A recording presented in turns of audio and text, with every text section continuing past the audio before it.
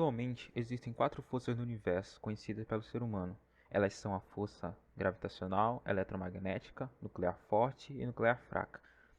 A força gravitacional é uma força de atração e depende da interação entre as massas dos corpos. Quanto maior a massa, maior a interação e maior a atração gravitacional. A força eletromagnética ela age sobre partículas carregadas eletricamente ou corpos magnetizados. O fóton é essa partícula de troca. O que isso significa? Ele vai de um corpo para o outro e avisa a sua presença para o outro corpo, gerando uma força de atração ou de repulsão. A força nuclear forte é a força responsável por manter os quarks juntos para formar nêutrons e prótons e manter os nêutrons e prótons juntos para formar um núcleo de um átomo. E a força nuclear fraca é uma força de repulsão e de curto alcance responsável pela radioatividade, que agem sobre os elétrons, neutrinos e quarks.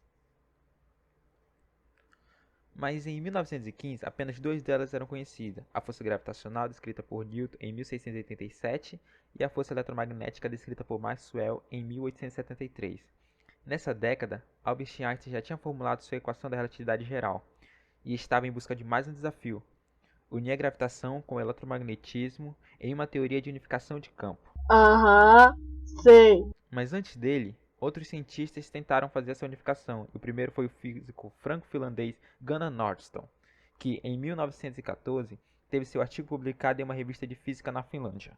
E mais tarde, em 1918, um outro físico chamado Hermann Weyl tentou uma unificação usando a teoria da relatividade geral e os conceitos de transporte paralelo de um vetor e conexão afim simétrica. Em 1919, o matemático linguístico alemão Theodor Kaluza viu o artigo escrito por Weyl e, inspirado por ele, foi discutir com Einstein uma nova maneira de usar a teoria da relatividade para fazer essa unificação. Para Kaluza, a teoria da relatividade poderia ser generalizada para 5 dimensões, que além das 4 dimensões usuais de espaço-tempo, a quinta dimensão era comprimida em um pequeno círculo.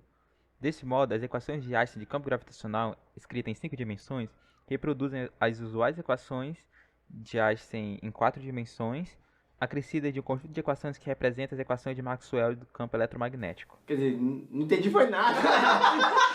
Einstein disse a Kaluza sua ideia de que as partículas eletrizadas eram mantidas juntas por forças gravitacionais. Isso, segundo seus artigos publicados em 1919 e 1921 nos Anais da Academia Prussiana de Ciências. Em 1921, um astrônomo inglês chamado Sir Arthur Stanley publicou um artigo com o título Uma generalização da teoria de Weyl dos campos eletromagnéticos e gravitacionais. No seu resumo, ele escreveu: na geometria não euclidiana de Riemann, a métrica é definida por certas quantidades, que são identificadas por Einstein como potenciais do campo gravitacional.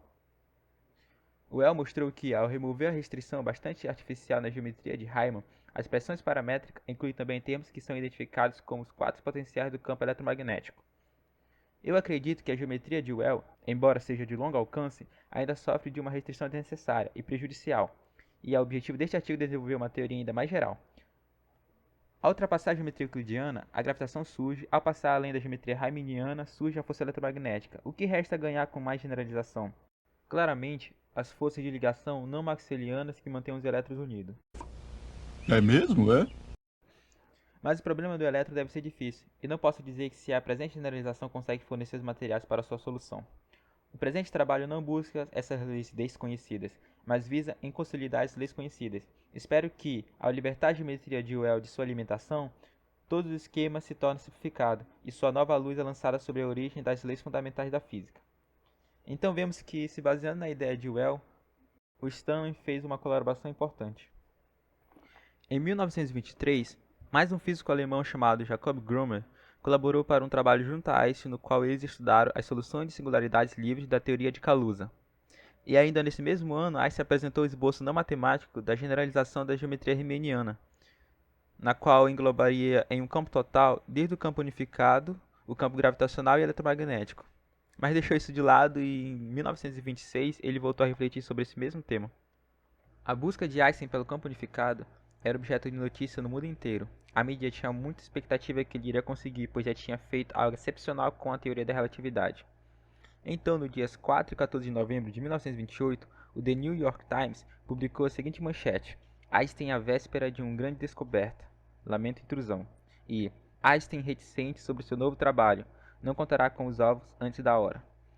Foi então que, no dia 10 de janeiro de 1929, o grande físico Max Planck apresentou à Academia Prussiana de Ciências, em Berlim, o artigo de Einstein intitulado Sobre a Teoria do Campo Unificado, que foi publicado no dia 30 de janeiro de 1929. Esse artigo foi manchete em todos os lugares do mundo, onde afirmavam que o grande gênio Albert Einstein tinha conseguido formalizar o campo unificado, e milhares de cópias dele foram vendidas no mundo. Mas na década de 30, foram descobertas as forças nucleares, que derrubou por terra a tentativa de unificação de Einstein. E, mesmo assim, nesse mesmo ano de 1929, ele voltou a trabalhar com paralelismo distante e princípio variacional, para tentar obter o campo unificado. E outros cientistas criticavam bastante, por conta que diziam que era perca de tempo, mas mesmo assim ele continuou essa pesquisa até 1955, foi o ano da sua morte. Mas por que o grande gênio Albert Einstein não conseguiu resolver esse problema? O sonho dele era unir as teorias que existiam na época, mesmo elas sendo incompatíveis, e isso ficou mais difícil quando foram descobertas as forças nucleares, pois elas agem no mundo subatômico, e ainda tem a mecânica quântica, que era algo que estava sendo bastante estudado naquela época. E até hoje os cientistas tentam fazer uma teoria unificada, mas sem sucesso. E a que é a mais aceita atualmente é a teoria das cordas, que tem como base a teoria de Kaluza-Klein. Ah, agora eu entendi! Agora eu saquei! Agora todas as peças se encaixaram! E aí, você acha que algum dia algum físico irá conseguir resolver esse problema? Deixe nos comentários aí e nos siga nas redes sociais que vão ficar aqui embaixo também, beleza? Sou Wagner Pinho, sou bolsista do PET Física e sou da Universidade Federal de Roraima. Espero que tenha gostado do vídeo, deixe seu like, compartilhe com os amigos e vamos dar visualização pra caramba nesse vídeo.